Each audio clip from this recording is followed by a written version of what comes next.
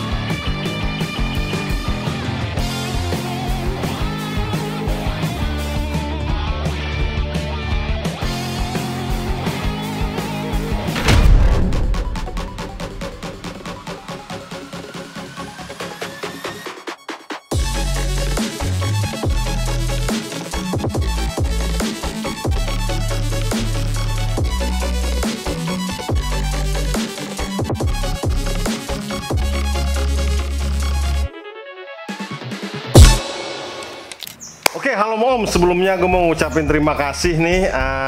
Gue mau ngasih tahu kalau misalnya Vespa gue berubah lagi ya kan. Jadi karena di video pertama gue memulai channel ini, yaitu gue bikin video tentang Vespa Sprint. Dan video pertama gue itu gila banget. Gue mau terima kasih, itu tembus 300.000 viewer dan 501 komen. Ini di bawah ini kalau bagi yang belum nonton ya.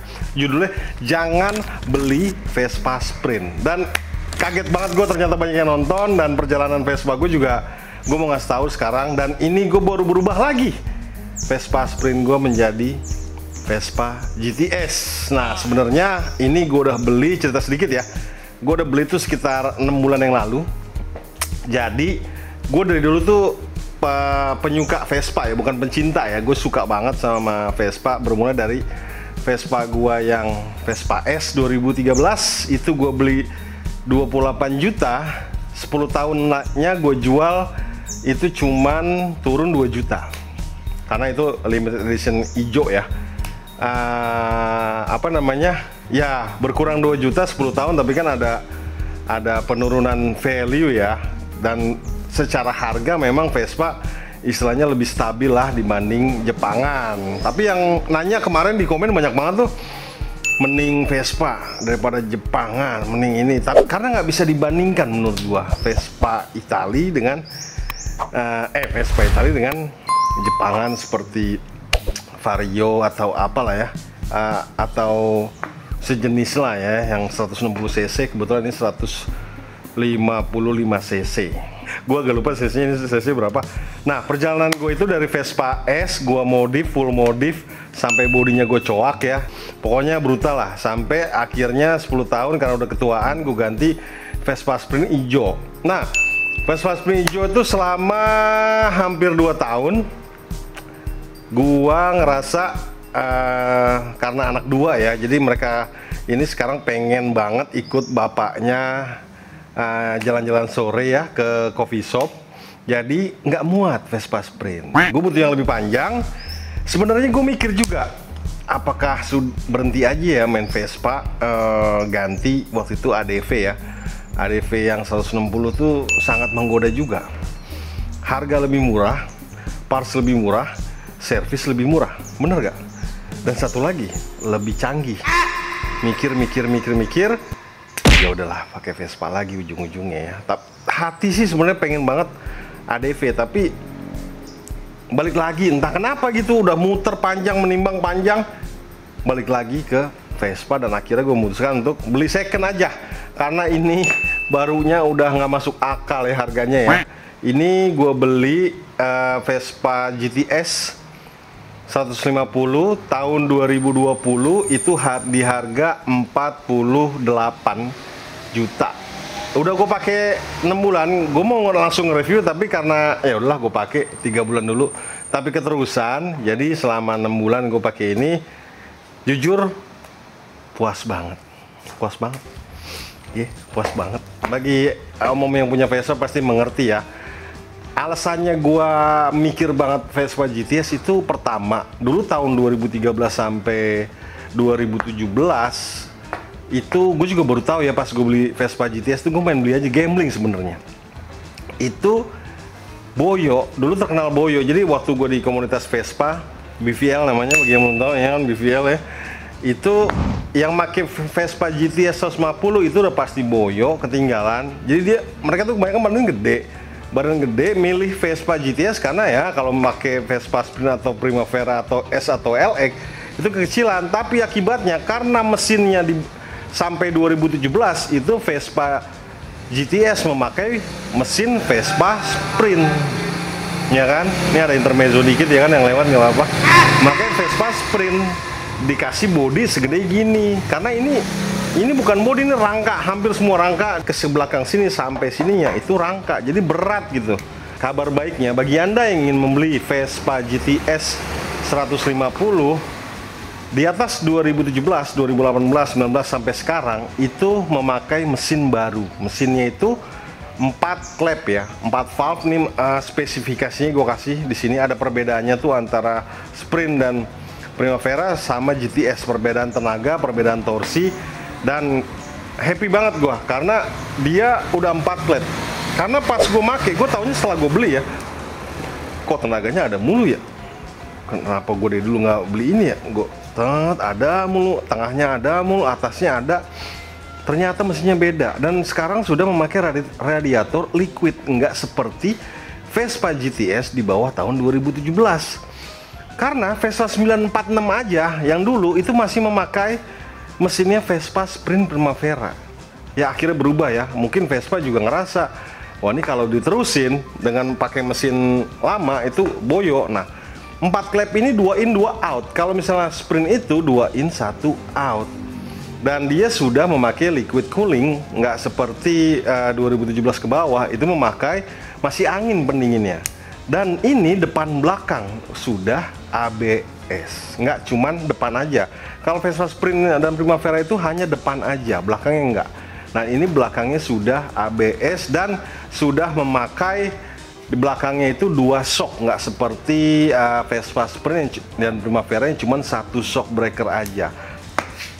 Secara dimensi bobot memang dia besar, tapi karena mesinnya sudah mendukung, sudah 4 klep dan pendinginnya juga mendukung dan remnya juga sudah mendukung, akibatnya yang kita dapatkan adalah kenyamanan. Nyaman banget, jok lebih panjang, memang lebih tinggi dikit, tapi puas banget karena anak 2 sama istri ya kan. Istri sini nyempil-nyempil aja, nggak harus di depan gitu. Anak puas banget, makainya juga nggak pernah jauh-jauh kalau misalnya bawa keluarga, tapi nyaman banget bawa 3 orang di sini termasuk gua. Dan kalau untuk jauh-jauh, gue sih terjauh baru nyobain ke Puncak sendiri ya, nggak sama bini waktu itu. Kalau misalnya ada tuh video gua, vlog gue juga sama istri jalan-jalan ke Puncak pakai Vespa Sprint, gue yakin sih lebih nyaman ini, tenaganya juga lebih bagus ini, lebih tinggi ini, torsi juga lebih enak ini. Dan kelemahannya apa sih Vespa GTS? Sekarang gue bicara kelemahan ya. Kelemahannya itu adalah dia bodinya besar. Karena kita biasa pakai Vespa S atau Vespa Sprint ya, misalnya Anda dari rumah yang punya Vespa itu, make ini tuh kayak gede. Sebenarnya bukan gede kalau dipikir-pikir. Sebenarnya itu motor yang kita punya sebelumnya itu kecil. Karena gue jujur dulu, waktu gue beli Vespa S 150 pertama kali, belum iGet ya, itu belum ada Vespa Sprint, baru ada Vespa Primavera. Gue nggak terlalu suka karena terlalu terlalu kecewean dulu, karena dulu velgnya juga belum 12, masih 11 ya. Dan ada bunganya gitu, velgnya gue nggak suka. Kalau ada Vespa ini langsung gue beli Vespa S itu karena kecil, kayak orang beli Vespa PTS lah, karena kecil mau badan gede juga kelihatan pantas. Nah, karena waktu itu udah 10 tahun gue peremajaan beli Vespa Sprint, itu puas banget. Jadi bagi anak yang mau punya Vespa Sprint itu udah paling bener, karena dia secara dimensi itu slim ya. Untuk badan tinggi 175 sampai 180, berat itu 80 sampai 90 masih oke. Nah, ini satu informasi juga, katanya Vespa Sprint itu di tahun 2023 ke atas itu bentuknya dari belakang itu katanya lebih slim sedikit. Itu informasi dari orang dalam Piaggio, tapi gua sendiri nggak pernah nemuin perbedaannya kalau gue samping ini sama Vespa. Dari mana slimnya gitu. Nah, itu bicara soal body. Nah, kalau misalnya langsung pakai ini Vespa GTS ini, itu pertama berasa gede dan nyalip-nyalip di kemacetan juga itu lebih nggak enak, karena kita biasa pakai dimensi motor yang lebih kecil ya. Terus kalau misalnya kita parkir yang sempit-sempit, itu mindahinnya juga rempong. Gue dulu bisa ngangkat gini ya Vespa Sprint ya. Ini nih behelnya. Kalau ini nggak, berat, harus 2 orang. Secara bagasi dia lebih gede juga, panjang gitu ya ke belakang. Secara bahan bakar dia juga bisa nyimpen lebih banyak. Dan dia ada kayak laci di sebelah sini, tapi juga itu sebenarnya kecil ya. Dan dia ada port charger. Nah, perbedaannya kenapa sih ambil yang 2020 sih bro? Kenapa nggak 2022 lah yang sudah keyless? Nah, karena budget ya. Gue nggak sudi beli Vespa di atas 50, itu udah terlalu mahal menurut gue. Gue mending masih pakai kunci, tapi masih nyaman kok pakai kunci itu. Fitur juga, kita ngomongin dashboard ya. Nanti gue kasih footage-nya. Dashboard ini gue lebih suka jenis Vespa yang lama daripada yang sekarang. Itu menurut gue terlalu digital. Fiturnya sih lebih banyak, memang ada real time bahan bakarnya. Ini nggak ada, ini cuman kilometer aja, trip A trip B sama udah gitu aja. Ini mirip Vespa Sprint yang dulu ya, ditaruh di Vespa GTS. Gue lebih suka, gue nggak terlalu butuh yang terlalu digital gitu. Digital juga terlalu warna-warni menurut gua. Ini menurut gua lebih dewasa ya, berhubung umur sudah 35 ke atas. Nah, itu dia. Nah, kalau mode udah ada, dia juga udah ada stop start engine. Nah, pertama kali gue nyalain Vespa GTS ini, itu kaget karena gue pikir Vespa kan kasar ya suaranya gitu. Nah, ini gue nyalain halus banget. Nanti gue ambil footage-nya.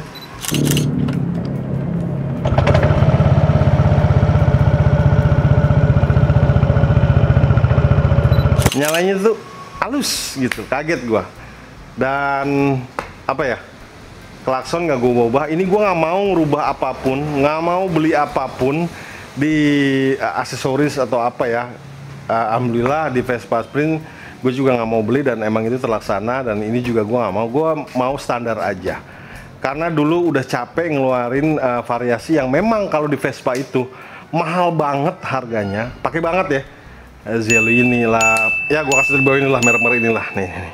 Itu menurut gue overpriced, dan gue mau standar aja. Gue yang penting udah mikir, karena udah umur segini ya, fungsi aja, yang penting dirawat.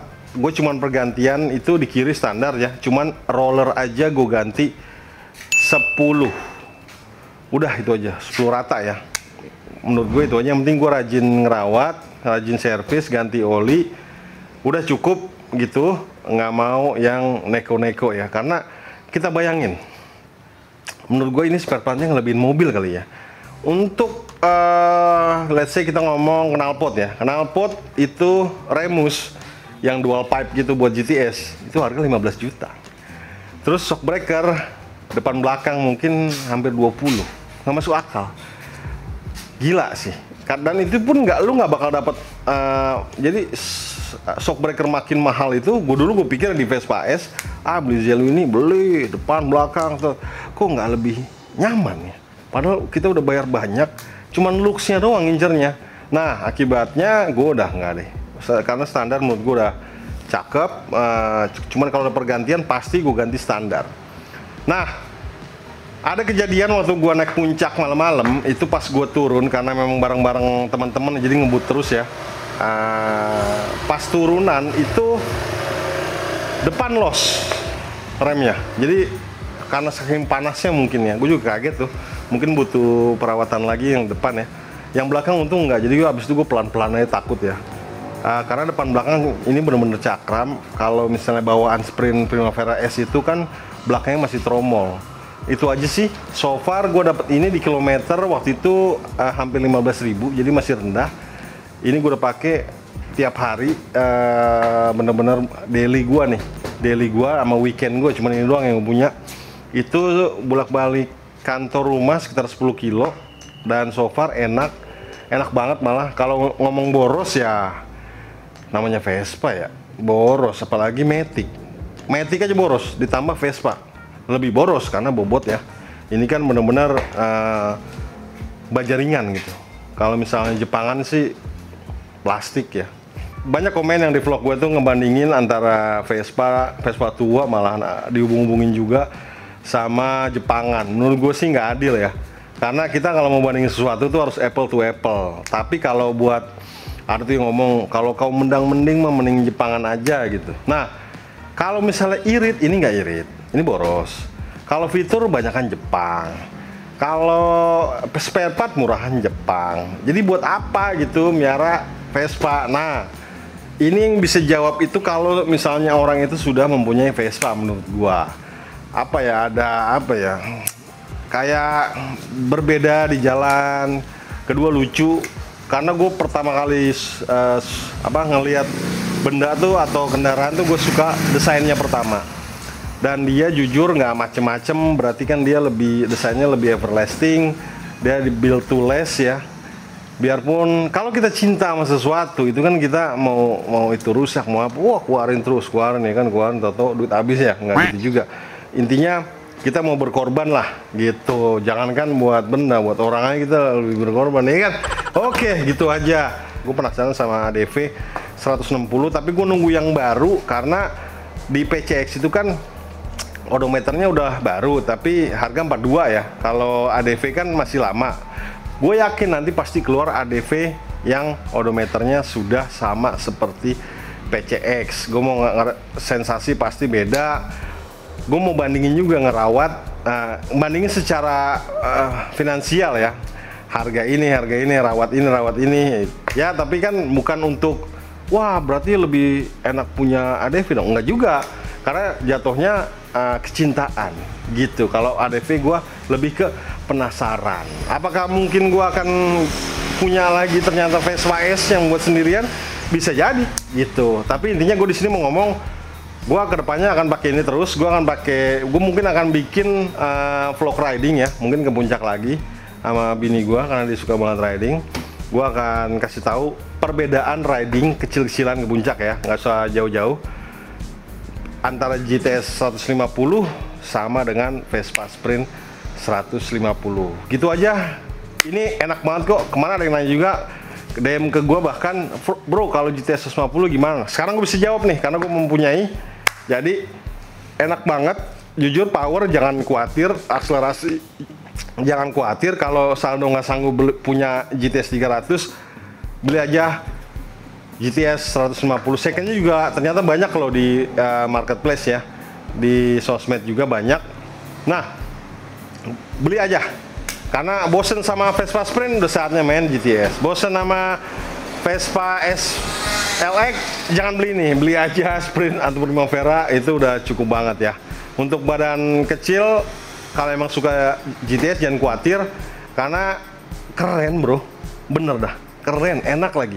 Oke, jadi kesimpulannya bagi anda yang mau beli Vespa second ya, bahkan ada yang DM gue juga tuh, bagusan mana Primavera ini, iGate yang belum, iGate 3V, 2V, bahkan gue saranin sih udah beli yang iGate. Kalau misalnya mau beli Vespa GTS itu pastikan 2017 ke atas yang udah iGate ya. Kalau misalnya mau S ngincar 150-nya 3V silahkan aja, tapi ya banyak PR biasanya kalau 3V itu di kopling, kampas koplingnya sama di derajat tutup rumah roller ya. Nanti tahu sendiri kok kalau misalnya main Vespa. Kalau misalnya 2V mending jangan deh. Mending 125 tapi iGet kalau gua. Gitu aja ya. Kalau GTS yang sekarang apalagi 2024 udah keyless, udah modern banget, udah pasti bagus, tapi harganya juga bagus. Gitu aja. Ingat, motor itu pilihan, gaya itu keharusan. Gaya otomotif.